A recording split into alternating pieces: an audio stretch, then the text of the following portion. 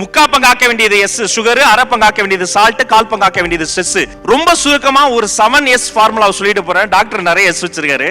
இந்த பிகினஸ் இந்த 7S மாத்திரம் உங்க வாழ்க்கை மாறிடும் நண்பர்களே. 7S எத்தனை எஸ்? 7S மாத்த போறோம். முதல்ல படிப்படியா குறைக்க வேண்டிய எஸ் பார்த்தறலாம். முதல்ல முக்கா பங்காக்க வேண்டிய ஒரு எஸ் இருக்கு சார். இந்த எஸ்க்கு பேரு சுகர். சர்க்கரை நீங்க நிறுத்துங்க நான் சொல்ல மாட்டேன்.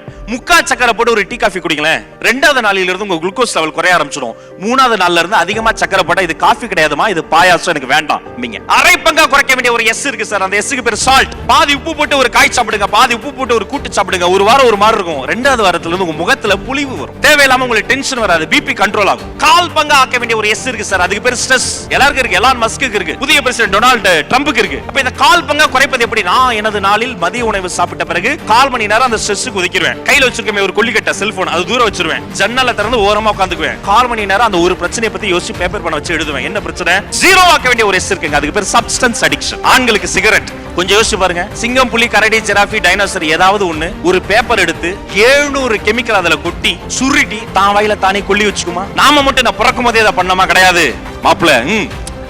10 வருஷம் கழிச்சு எனக்கு இது மாதிரி சொன்னானுங்க. 10 வருஷம் கழிச்சு அவனை பார்த்தா பழனி அடிவாரத்துல அவன் சாமியார் ஆகி அந்த நாத்தத்தை இன்னும் மாட அடிச்சுக்கிட்டு இருக்க.